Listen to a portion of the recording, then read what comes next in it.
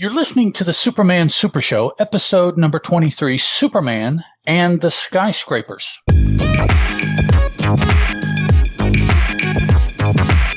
Howdy, y'all, and welcome to an all-new episode of the Superman Super Show. I'm a host, my name's Ed, and 1,000 miles over there to my left is another host, Mr. Steeven Orr. Howdy. Chris, it is the Superman Super Show. Yeah, Chris, settle down. Are you not at the right place, dog? Were you thinking this was something else?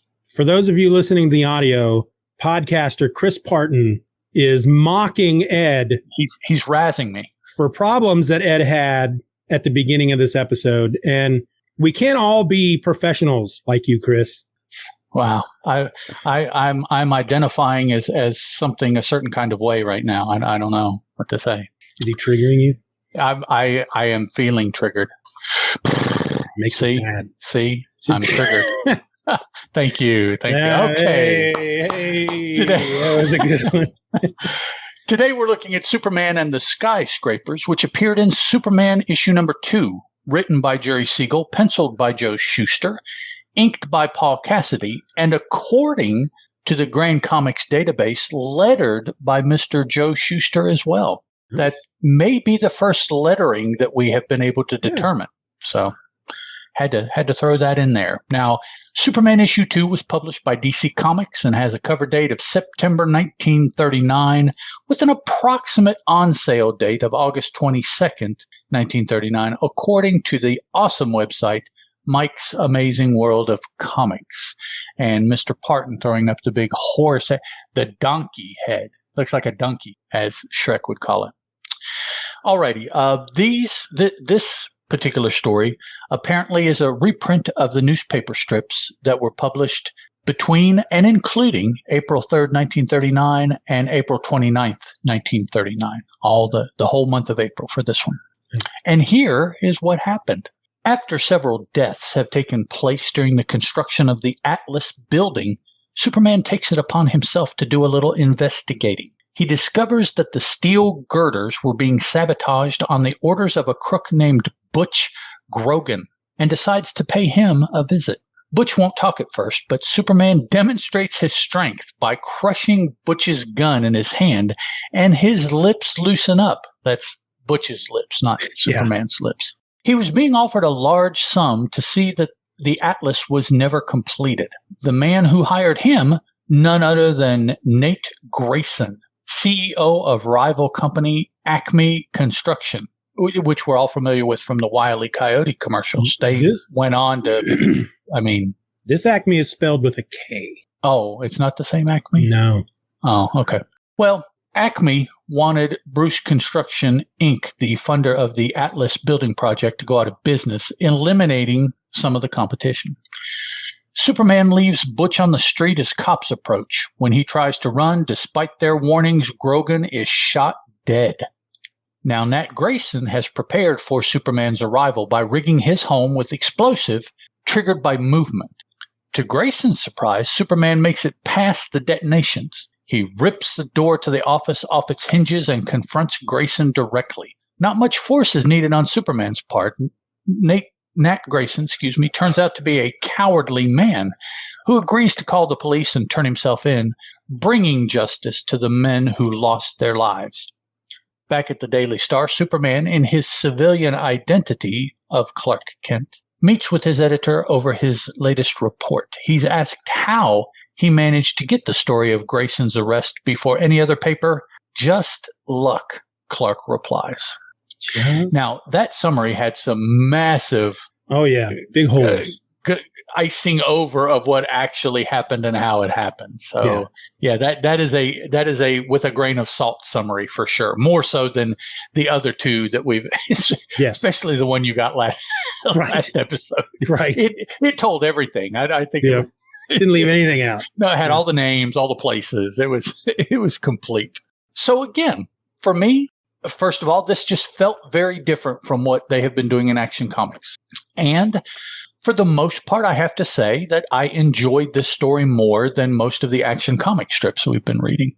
For what that is, just my feelings after I read it. You read it and you sit there for a minute after and you get whatever. You like it, you don't like it, you want to throw the book, you want to keep reading, you know, whatever it's going to be. So after these 3 stories, I'm thinking, you know, at the time, this Superman comic would have been pretty daggone cool. Yeah. Especially compared to the first one that I just got, probably a quarter ago. Yep. Very different. Very different. This, we didn't really talk about it last week with the second episode, or the second story that came out of Superman #2. But this is the second time of these 3 stories that Superman just basically stands aside and lets somebody die. Because the first in last week, the previous story, it was the guy at the end when he dropped the vial of that gas, and Superman just stands there and lets him die. And in this one, the dude that gets killed by the cops. What is the point of that? Really? I mean, for the story, what did that? Now the dude dying by his own hand I got that. But this one, it's like, and I noticed, I thought that this house was out somewhere. Yeah. But then all of a sudden, right when they show when they show the police coming, they're on the street, and I'm like, wait a minute, I thought they went out to the house. So I'm not sure what happened there. One of those houses that the developers who were building the skyscrapers, they couldn't buy the house, so the house just stayed there. Yeah, they built the skyscrapers around it. Yep. You know, I'm glad I read this story before I saw the title. Because if I had just read that title first, not knowing what I was getting into, I would have been super disappointed, because Superman and the Skyscrapers makes me feel like he's fighting skyscrapers. Like skyscrapers are transforming into giant robots, and he's fighting them in the streets of Metropolis or whatever town. I don't know. Have they ever said at this point that this is Metropolis? I don't think, not yet. I don't think they have. Yeah. But yeah, I actually liked this one least of the 3 in Superman #2. There really wasn't much to this. You know, it's a guy who wants to do better than his competition, so he hires a crook to, sabotage the buildings, and Superman makes a guy walk off a skyscraper, and now that I, as I've said, each story now, each episode, something about there's been something in each one of these 3 stories from Superman 2, issue 2, that's made me think of an old Action Comic story. And in this one, it's when he's interrogating the guy and he's throwing him up in the air and catching him. Yes. He did that in a story from Action Comics. I don't remember what issue it was, but. And we do need to make sure that we recognize this Night Watchman, because using a hacksaw, he seriously weakened a steel girder. Okay. Yeah. Unto breaking when he walked on the section overhanging beyond his cut. But he took the time with a hacksaw to cut through a steel girder and weaken it enough to do that. Yeah, you go, Mr. Night Watchman. Yeah, we're led to believe that Superman is just kind of hiding in the shadows watching this. And that had to have taken, 4-6 hours? Weeks. Superman's probably just sitting back there looking at his watch. Well, geez, come on. Yeah, what's he doing? Get to that point so I can step out of the shadows and be all mysterious.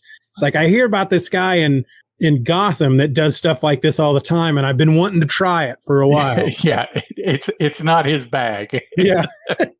But yeah, just a hacksaw is all he had to sabotage the building of this building. So that's go, dog. I would have to assume that in the light of day, anybody who is working on the construction of a skyscraper and is walking around on those steel girders is going to notice that the girder has been cut almost completely in 2. Well, okay. Because you think there'd be a bit of bowing or something there. You think there'd be a gap. Something. Yeah. But this guy's killed. I mean, we don't know that this is what he's done for all 6 of the people that have previously died. Right. But he's got some freaking muscles in that arm, though. Sawing that long. That's some cardio right there. And how about this? Joe Shuster in 3 of possible 5 panels drew, and more if you go to the page before that, but he consistently drew the lamp that this dude had. when he was walking around, when he was beginning to fall, and as he fell. That lamp was in every panel. Yeah.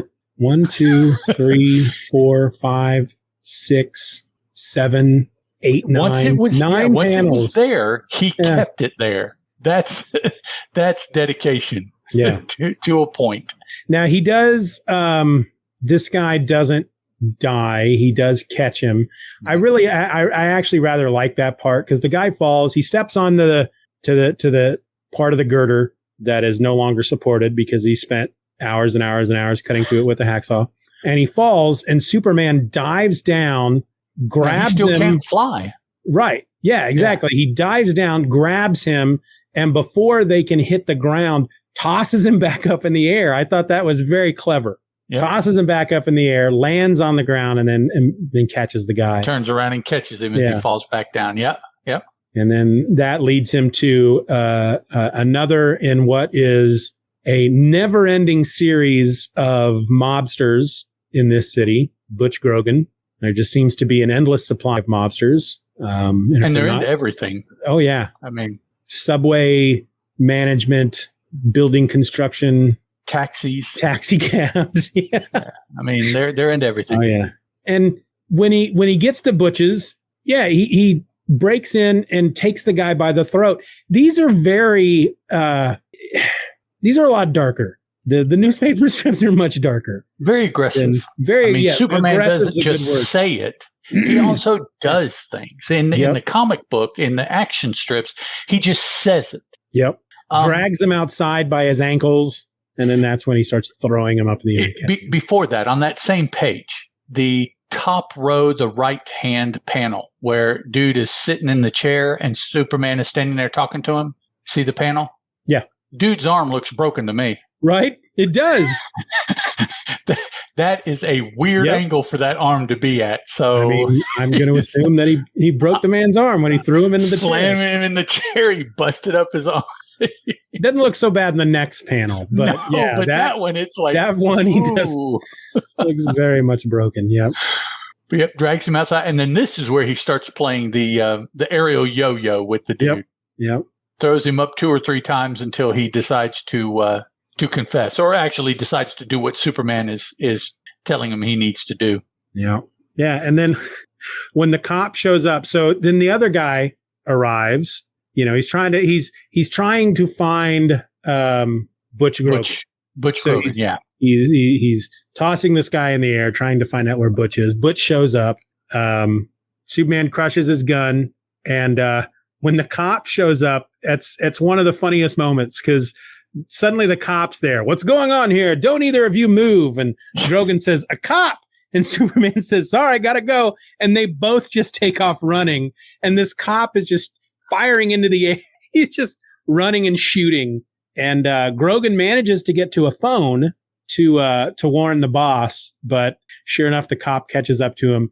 That is a wicked panel when the cop shoots him. It almost, to me, looks like he shot him in the throat from the back, of the neck.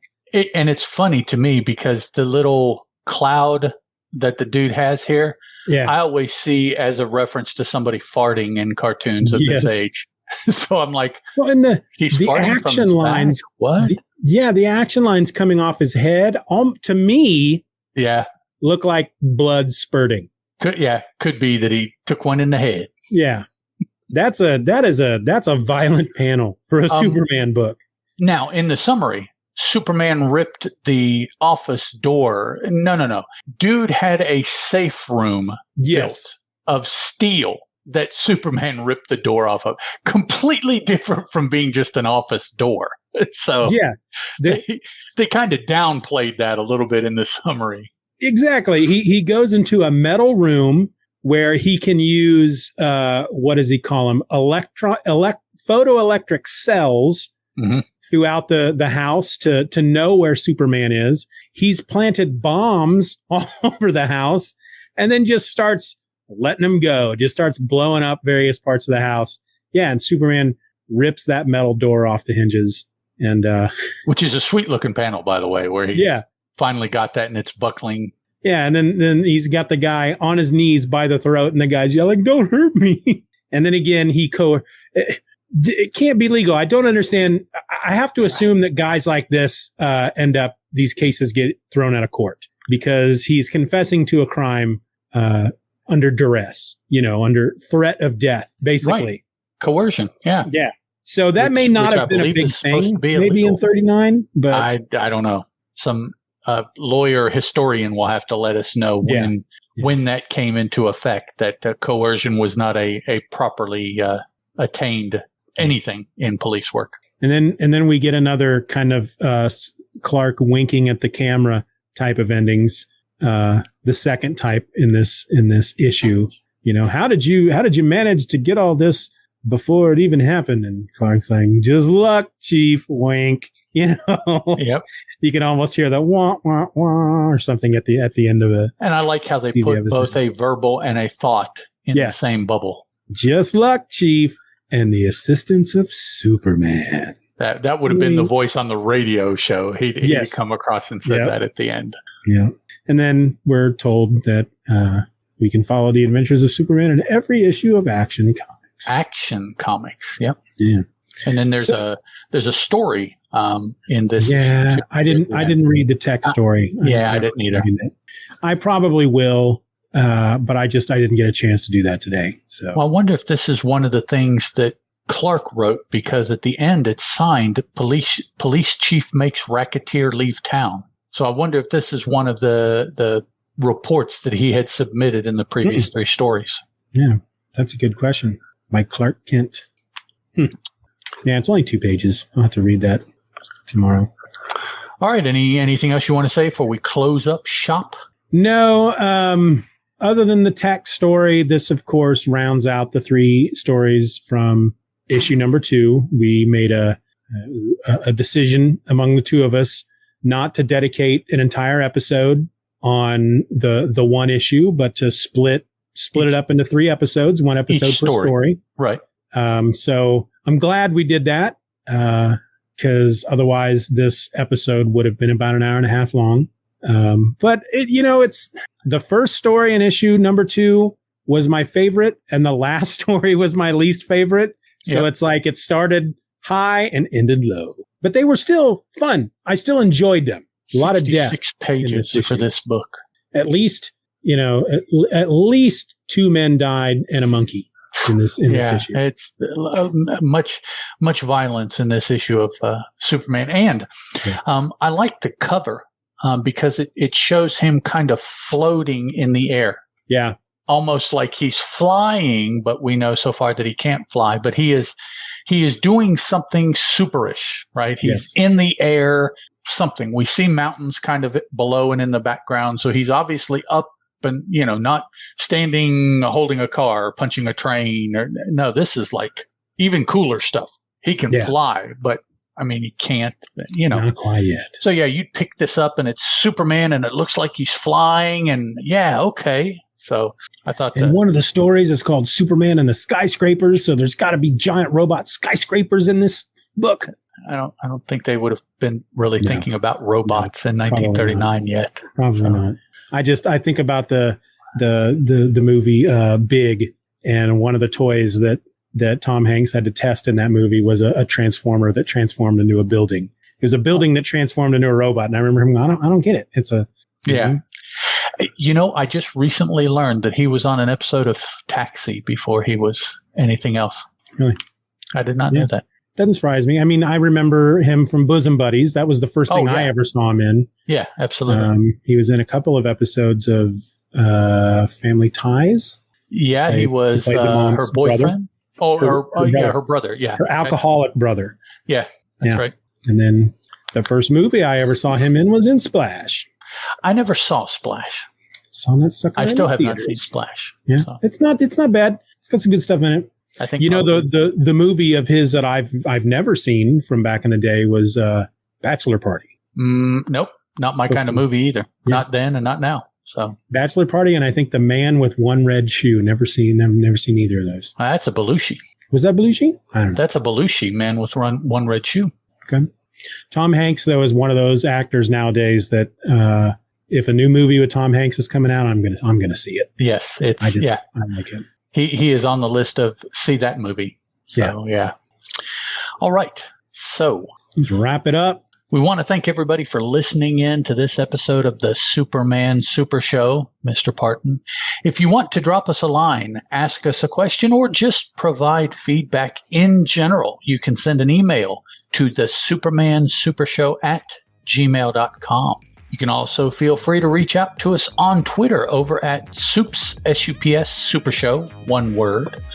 Or come join the fun over on the forums at forum.justanotherfanboy.com. All of these links will be in the show notes, so don't worry about it. You got it. So until next week, folks, I'm Ed, that's Steven, and this was the Superman Super Show. Ciao. Arrivederci.